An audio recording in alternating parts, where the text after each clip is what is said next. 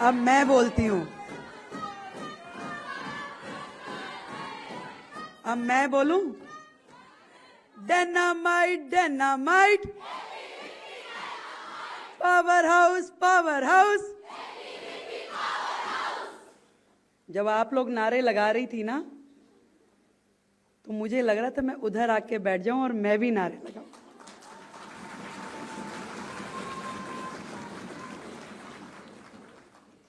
सच में आज इस मंच पे आके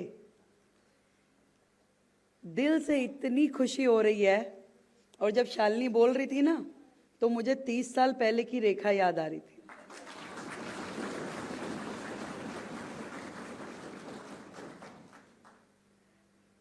और मुझे ऐसा लग रहा था जैसे मैं बोल रही हूँ वो बात अलग है, मैं इतना अच्छा नहीं बोलती थी, पर विद्यार्थी परिषद का ये मंच मेरे लिए बहुत सम्माननीय है। एक साधारण सा परिवार, बिल्कुल साधारण सा, जिसकी बैकग्राउंड में कोई भी ऐसा व्यक्ति नहीं था जो आगे बढ़ के संस्था से जुड़ के काम करता हो। और कैसे 1993 के कॉलेज में मैं संगठन से जुड़ी और फिर जुड़ती चली गई।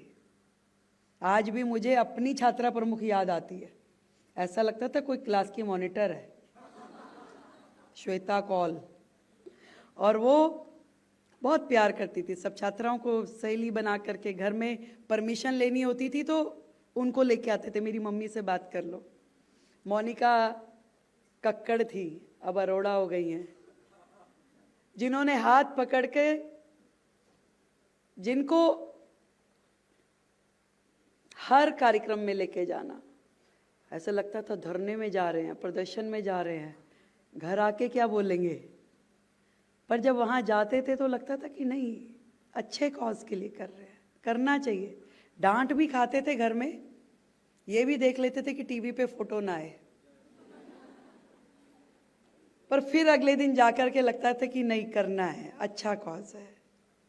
और चलते चलते चलते चलते जब दिल्ली यूनिवर्सिटी का चुनाव एबीवीपी ने मुझे लड़ाया, पहली बार 1995 में नाम चला डूसू चुनाव लड़ाना है। मैं दौलत राम कॉलेज में थी और कॉलेज डूसू एफिलेटेड नहीं था, तो कभी डूसू लड़ाना है, क्या करना चाहिए। तो संगठन ने तय किया माइग्रेशन कराओ, तो सत्यवती कॉलेज में एडमिशन करा दिया। अगले दिन अनाउंसमेंट हुई तो मेरा नाम ही नहीं आया। तो पार्टी ने सोचा कि भाई ये बेचारी बड़ी वो होगी, परेशान होगी, नाराज होगी। मैं कहा नहीं, वो सारी चीज़ें ठीक है, मेरा वापस कॉलेज में एडमिशन कराओ, मैं सत्यवती में नहीं जाऊंगी।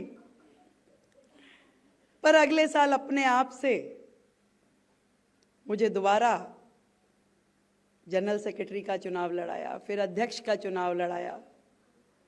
और इतना मैं आपको कह सकती हूँ, आज मेरी देश के कोने कोने से आई इन युवा छात्राओं को इससे बढ़िया मैनेजमेंट का कॉलेज कोई नहीं हो सकता।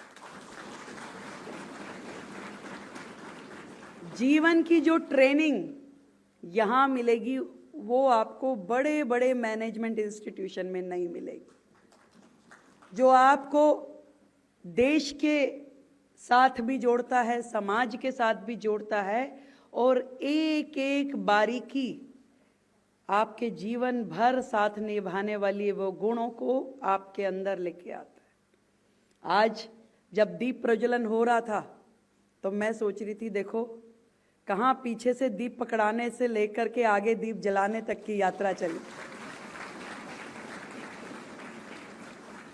और वो जो ट्रेनिंग मेरे अंदर आई, मैं आज भी किसी संगठन के मंच पे होती हूँ तो मैं उनको कहती हूँ, ये बत्ती ठीक से लगाओ, इसके ऊपर कपूर लगाओ, इसको दीप प्रज्वलन ऐसे करना है, ये माला ठीक करो, मूर्ति सही से लगाओ। एक एक चीज इतना जबरदस्त तैयार किया गया कि आज 5 लोगों का कार्यक्रम हो या 5 लाख का हो, अकेले दम पे खड़े होकर के मैनेज कर सकते हैं। मुख्यमंत्री के नाते सम्मान मिलेगा, ऐसा कभी नहीं सोचा था। पर हाँ, कदम कदम पे मेहनत को रिवार्ड मिलता गया। जितनी ज़्यादा मेहनत करी, जितनी ज़्यादा निष्ठा से काम किया, हर पल उसको सम्मान मिला। मुझे लगा कि मैं ऐसे संगठन के साथ जुड़ी हूँ जो मेरी केयर करता है, जिसके लिए मैं परिवार हूँ, जिसके लिए मैं बहन हूँ। हर कदम पे मुझे संभालना, हर कदम पे मुझे बढ़ाना, वो काम यदि किया तो विद्यार्थी परिषद ने शुरू किया और भारतीय जनता पार्टी ने उससे आगे किया। मंच पे बैठे बैठे मुझे वो सारे क्षण याद आ रहे थे जो मैंने यहाँ गुजारे। लगता था कि क्यों करना है। बड़े बड़े शब्द जो यहाँ बोलते हैं ना हमारे संगठन महामंत्री जी, आशीष चौहान जी, मनु दीदी, समझ में नहीं आते थे उस समय, पता नहीं क्या बोल रहे हैं। बहुत हैवी हैवी शब्द, ममता जी, उसका मतलब आज समझ में आता, तब नहीं आता था जब मैं इतनी थी। पर वो अंदर से वो भावना देश के लिए जगती गई, कुछ करना है, कुछ तो करना है। और वो करते करते मुझे तब खुशी हुई जब मैं निगम पार्षद बनी, जब मैं विधानसभा का लड़ी। हजारों लोग जब मुझे मिलते थे, उनकी छोटी भी समस्या का मैं समाधान करती थी तो मुझे बड़ी खुशी मिलती थी। और बड़ी समस्या का समाधान करती थी तो एक सेटिस्फेक्शन मिलती थी कि आज मैं मंच के इस तरफ बैठ के देश की, समाज की और लोगों की मदद कर पा रही हूं। और ये सच मानिए, कोई भी फील्ड जो है इम्पॉसिबल नहीं है। I am possible. आप कुछ भी कर सकती हो, कुछ भी। यदि आपने तय कर लिया। अभी परसों मैंने महिला पत्रकारों के साथ में एक वार्ता रखी। उस वार्ता में एक अनमैरिड पत्रकार जो संघर्षशील है, काम कर रही है, कह रही है कि जब मैंने बताया कि मेरी मम्मी भी कहती थी कि भाई ये नहीं करना, ये क्यों कर रहे हो, वो क्यों कर रहे हो, शादी करो, आगे बढ़ो, तो उसने, रिपोर्टर ने कहा, बड़े अच्छे चैनल में काम कर रही है, कि जी ये कैसे होगा, मुझे भी ऐसे ही बोला जाता है कि क्यों जा रही हो, ऐसे नहीं करना, ये फील्ड आपके लिए नहीं है। तो मैंने उसे कहा, वो कहती है, उसने प्रश्न क्या किया, मम्मी पापा को कैसे मनाना चाहिए। मैं कहा मम्मी पापा किसी के नहीं मानते भाई, सब एक जैसे होते हैं, क्योंकि उनको आपकी चिंता है, वो आपके लिए सोचते हैं। पर हाँ, जब आप सही रास्ते पे हो तो आप उन्हें कन्विंस कर सकते हो, क्योंकि वो आपसे प्यार करते हैं।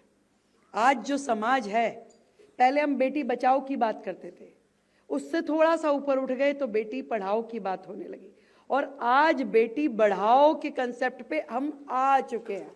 भारत ने इतनी प्रगति कर ली है, और बेटी को सम्मान के साथ बढ़ाने के लिए आज अधिकतम माता पिता तैयार है, और बाकियों को हमें तैयार करना है।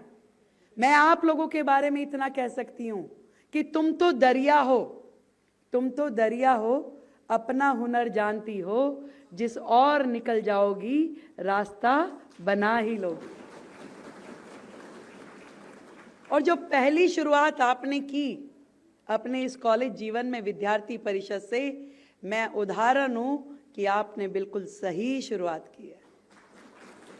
आज यदि सुदूर भारत के कोने कोने से आप निकल के आज इस दिल्ली जैसे महानगर में, देश की राजधानी में बैठी हैं, तो आप मान लीजिए कि आप भविष्य की अगली सीढ़ी चढ़ चुकी हैं।